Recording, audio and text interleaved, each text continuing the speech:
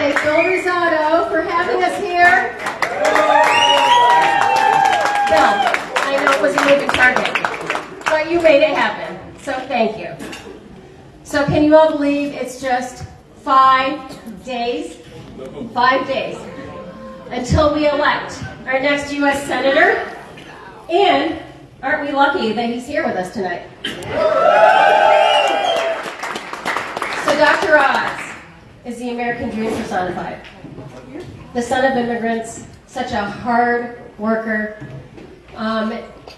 successful at getting his medical degree as well as Harvard business, at the same time, and a strong, common sense, conservative Republican who has the same values of all of us. Okay. And yes. Give it up for Dr. Oz. And Dr. Oz sees the potential of greatness in this Commonwealth. And he knows that as a nation, our best days are yet to come. I am so honored to support him. We've heard about the other guy.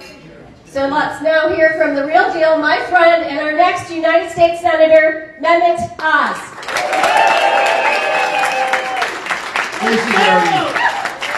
Just in case you don't want to work your tail off, you've got Stacey Garrity leading the way. She's the highest ranked Republican in the Commonwealth, and she is tireless. Follows around every opportunity to make sure that our family values are reflected. Bill, God bless you and your family. I've met many of them. My father grew up on the dirt floor. And like so many who immigrated to this country, truly appreciated what the land of opportunity meant. And when Lisa and I, where's Lisa? She's a bit of a flight risk, but she's over there. She's right in the back there. And she's back there. She's back with the food, and my son-in-law is back there with my campaign manager. So if you get any complaints about the campaign, go to Casey. John on the left is married to Daphne. She's the chef that actually took my place when I started doing the politics. I've traveled everywhere. And I've heard the stories, because the most important thing doctors do is listen. And if you hear what people are actually saying, you can often solve their problems without a lot of crazy tests, and often without them doing much except making sure that simple things are done correctly. And what I've heard around Pennsylvania continues to echo what I've heard in this room. Seniors worried about Social Security checks not stretching far enough with 40-year high inflation. You have young families that can't get that starter house down payment in because interest rates have jacked up like they did yesterday for another 0.75%.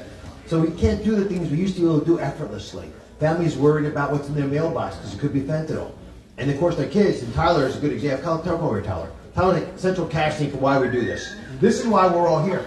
Because Tyler deserves the same opportunity that each of us had from our parents. Did I get it right? Mm-hmm. Yes, that's right. Because everyone in, if someone delivers something bad in your mailbox and you open it and you're not even checking what it is, it might be bad. The mailbox can be bad too, that's right. But sometimes in the home next to the mailbox are the values that will let you be successful and happy in life. Thanks, Tyler. That's what I want to talk about today. What are those values? Because none of the things that I've described have to be that way. But under John Fetterman, they would continue and worsen. And I want to emphasize this because Joe Biden's coming here this weekend, and this is not a person who agrees with Joe Biden. He wants to go much further to the left of Joe Biden. He's criticized him in the past of not being far enough to the left with Bernie Sanders, the person who he actually has collaborated with the most. And as a doctor, it worries me because he's taking strong stances wanting to get rid of private health care insurance, which would create all kinds of havoc in the healthcare system. He has ideas around crime that you've all read and heard the commercials around, where if your major goal in life, if you could just wave a magic wand, and he was asked this literally, is to release people from prison who've been sentenced to stay there for life. That's a concern to me, because there's a lot of problems you could address in America. And there's some problems with the criminal justice system, but that's not the big one that I'd be focused on.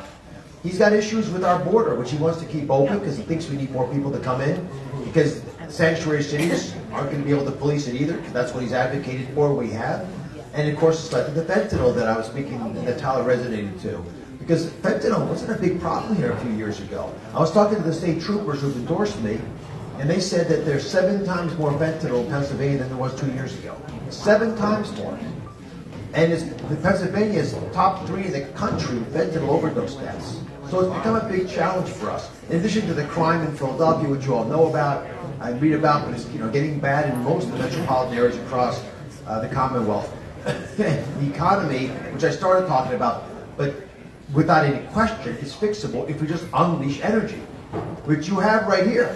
And if you can actually take that energy and ship it to places and begin to export it, and enhance the income in our local communities, create high-paying trade jobs, allow the country to deal with this inflation, because it's probably driving a third of our inflation, and allow us to export it, to help our allies overseas. All of this, eminently doable. And as someone who's gone everywhere and talked to everybody, the real question I'm being asked is, why hasn't it been done already? Right? It's not challenging to do it as long as we have the core strength to make it happen. And that's what I think the Republican Party represents, which is why we're going to do so well next Tuesday. So let me ask you to do two things for me. Because I'm a doctor, right? Not a politician. And doctors do things by organizing everyone together, unifying us, not dividing, because if you divide people, we don't work as well together. Unify us to fix the big problem in front of us, which in my case used to be broken hearts. Right now it's about a country which can do much better than it's doing and knows it. So much opportunity, so much optimism, if we just lay a little bit of the groundwork. So I'm going to ask each of you to talk to 10 friends. And I want you to share two ideas with them. The first idea is that they have to actually say what they see. And I played football in college, and I would always wait for the last word of the national anthem, home of the brave, home of the brave. And that's an insight that is valuable for all of us to remember, because if you're truly brave, you'll say the things that need to be said. And the thing you need to say right now is that we've got a problem in America that people are going to have to, in their own hearts, decide on. Are they comfortable with where we are, or do they need to change? If they say they're happy with where we are in America, then make sure you take their car keys away, because they shouldn't be driving. But if like 70% of Americans, they're not happy where we are, then be honest with them. Point out that I'm the candidate for change. The Republican Party stands for change. We're the ones who have a firm belief that we are the land of opportunity, the land of plenty. That we can manage a budget and not spend recklessly our children's money. That we can have an all of the above energy policy. That we can enable our cities, streets, and communities to remain safe, close the border but open up legal immigration, and by doing that shut down the cartels who are running the human trafficking operations, creating a humanitarian crisis, and bringing drugs across on top of them as well. We're the ones who stand for parental choice, so you can make sure kids are given the best opportunity to learn, and we stand for affordable health care. These are the ideas that are principal ones for the Republican Party. But the most important thing that I believe in is you, each and every one of you. And I know we can do this together. So I'm asking you for your vote next Tuesday, and I'm asking you to tell 10 friends why you're giving it to me, to make sure that they show up as well. Now, there's so many wonderful people here in the room. I'm going to ask one to speak because he's running for the U.S. Congress here. He's going to win. But before I do that, put your hands up if you're running for election this cycle. What are you running for, Tyler? Student council. If you see hands up, these are people who need help. They need financial support. You cannot win these races without a little bit of money. But come over here and tell me why you're going to win.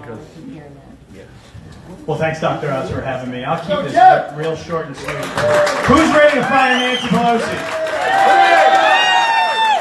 I want you to look around the room. This is the new Republican Party. I'm the grandson of Italian immigrants who came here to be coal miners. Dr. Oz is the son of immigrants who came here for a better life. Our host, Bill Rosado, is a legal immigrant to the United States of America. The Republican Party represents hope and opportunity, and we're going to take it to the Democrats next Tuesday.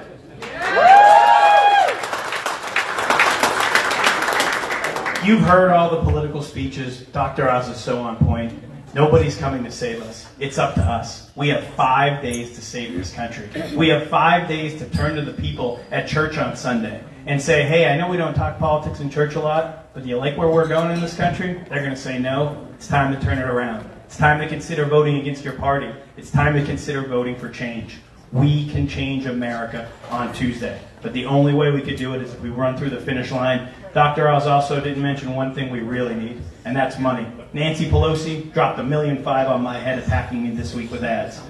Chuck Schumer is spending millions of dollars to attack this good man. Thank you for coming here and donating to Dr. Oz. Consider donating to me and the other great candidates here. We will work tirelessly the next 5 days to bring it over the finish line. And I'll just end with this. Our economy's sick. Too often our values are sick. Pennsylvania is sick. Let's send a doctor to Washington to fight for us. a little dose of reality. So, Jim started talking about, but let me just finish the buddy issue because it's important to cover. You guys have raised a lot of money for us tonight. I'll just share what our numbers are. Lisa and I put $3 million ourselves into the campaign this week. We spent $28 million personally.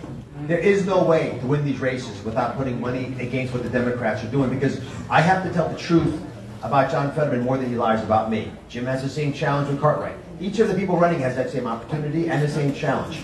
Do not let good people with great ideas that can fix the problem, bring a dose of reality to Washington, flounder because they don't have resources. So whatever you're thinking of doing, double it. I'll tell you right now, that's what we did. It's like building a new house, right? You never think it's going to cost what it costs, but it's worth it at the end.